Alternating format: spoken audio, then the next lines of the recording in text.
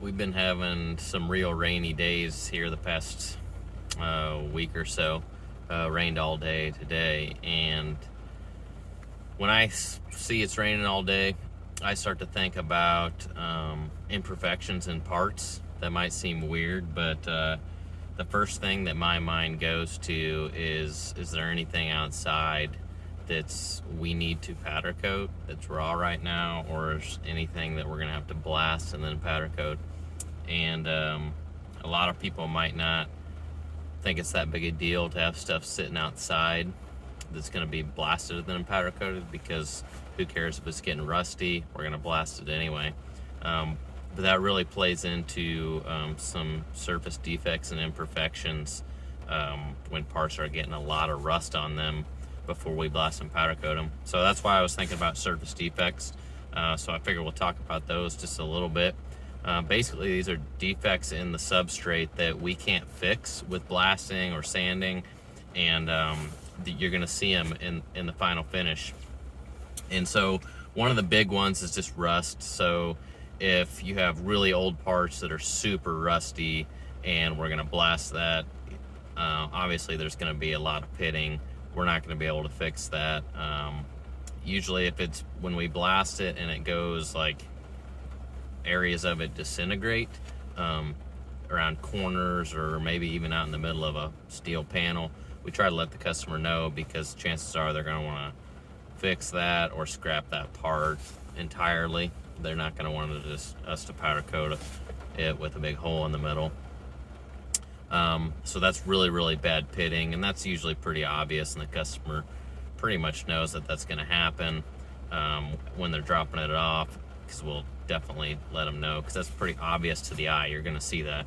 Another one could be just regular. So let's say there's a lot of maybe it's new steel that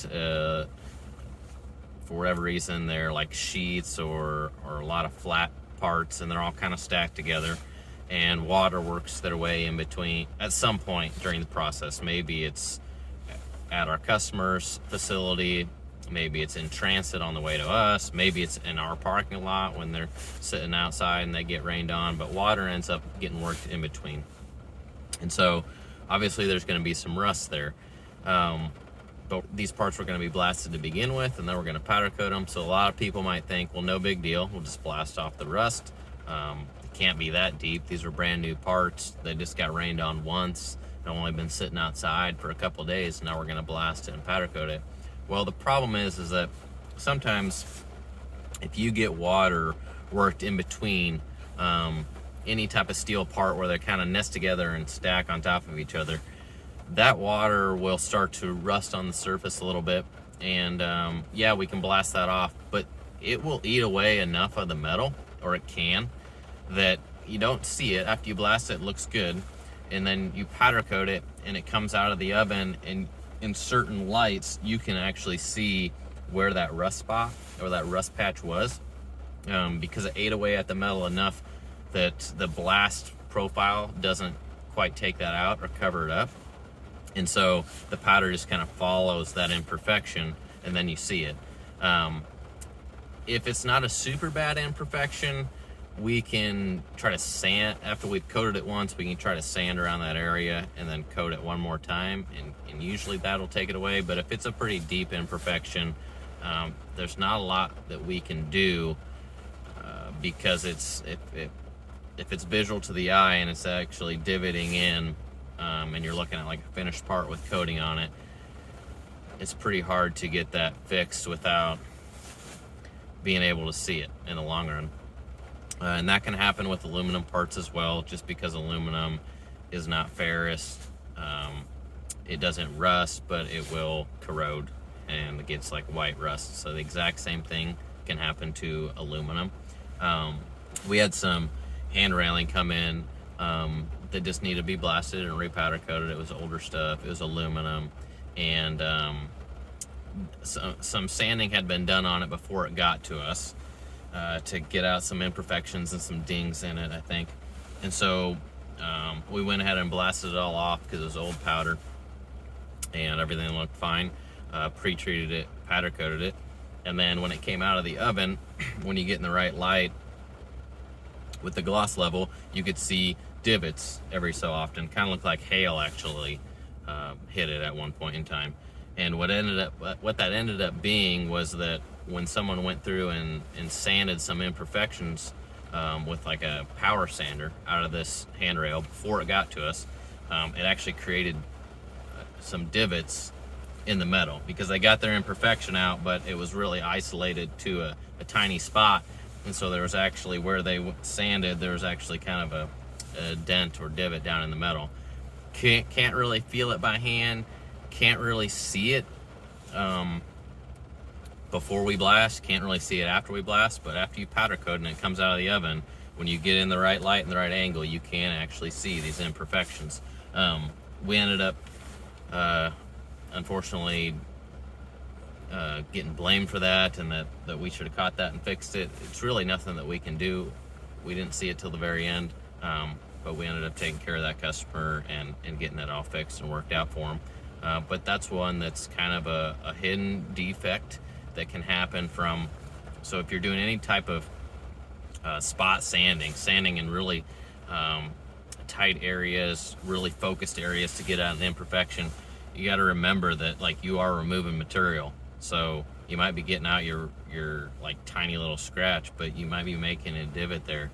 And it's really hard to see that by the eye until it's like 100% finished and you're looking down at QCing the powder, and then you can kind of see that like, oh, this isn't smooth anymore.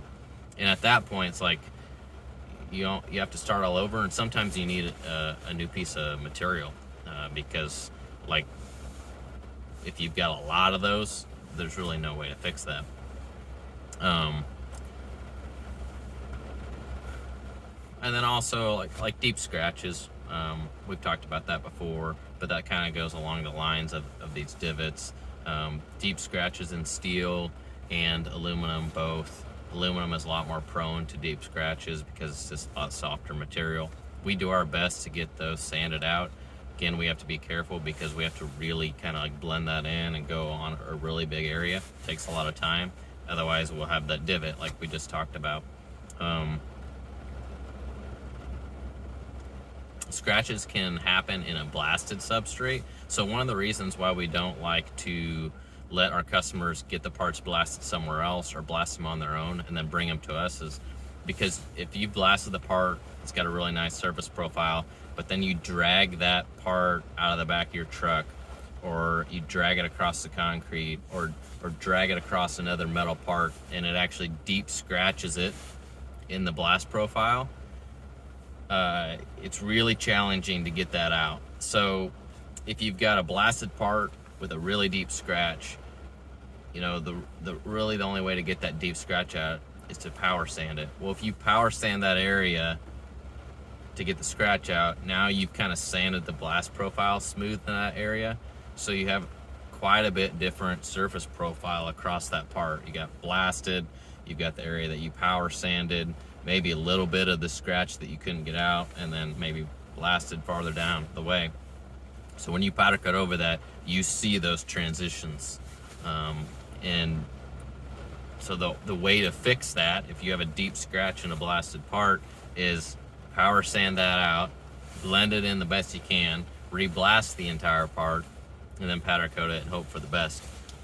So that's another one where a deep scratch really results in a lot of extra work, and that's one of the main reasons why we like to blast all the parts here. So that way, because if you have a raw metal piece with a deep scratch, it's a lot easier to fix that than a blasted part with a deep scratch.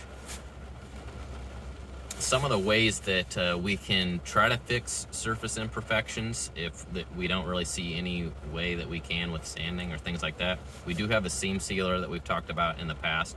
Normally we use that for like overlapping joints to try to seal that up so water can't get inside and then leach out, or get in between the two pieces of material and then rust, because we can't necessarily get coating in between if they're two pieces like this. So we use seam sealer along that.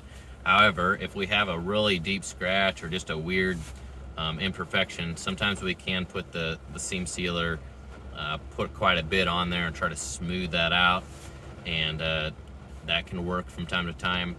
It's probably like 50-50 if it works or makes it look just as bad, or if not worse. So remember that seam sealer is just kind of like a caulking. It goes on before we powder coat.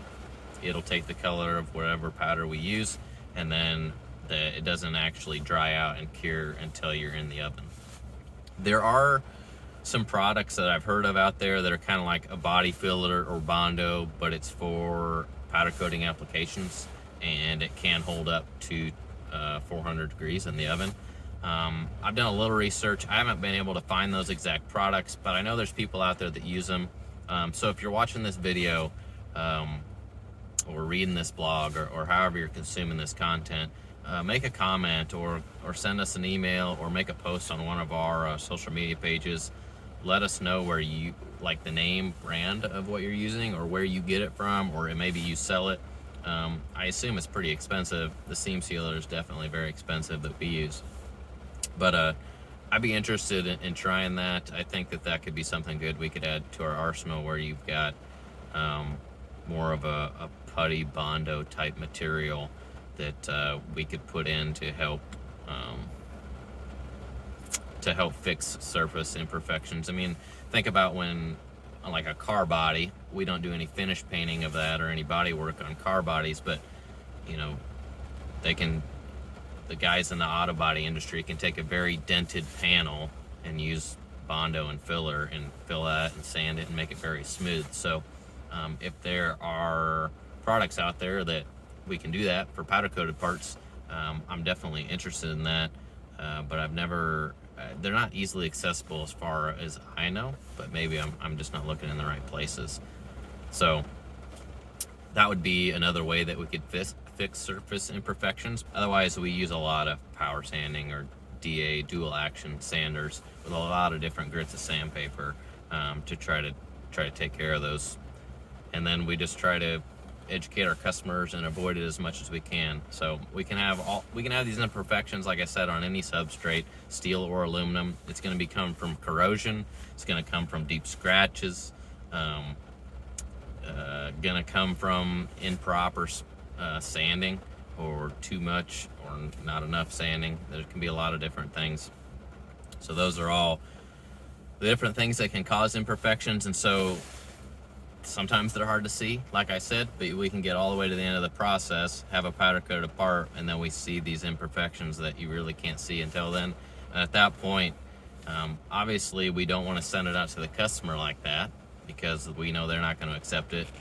But then we're kind of stuck, because like we have to redo this entire project, and it still might come out bad. If the substrate's damaged enough and has enough of an imperfection, we could go to all the work to redo the entire project, and then it still looks exactly the same. So it's a really tough position to be in. We try to communicate with our customers in those situations, but most of the time our customers just want us to get it done and make it look good, and they don't really care how that happens. They just want it to happen, and I totally understand that. But hopefully educating and people knowing a little bit more about what we're up against with some of these surface imperfections, hopefully that'll help. Again, we powder coat a lot of stuff, and it all comes out, or most of it comes out looking really, really good, and we don't have issues with that. But probably once a week, once every 2 weeks, we have a surface imperfection issue that comes up that we have to troubleshoot and figure out. We've dealt with them enough that we can kind of correct them as we go, notice them before we actually get powder on the part and fully cured. But still, sometimes they sneak by, and then we're faced with a really problematic situation that causes a lot of extra rework time and a lot of extra headache.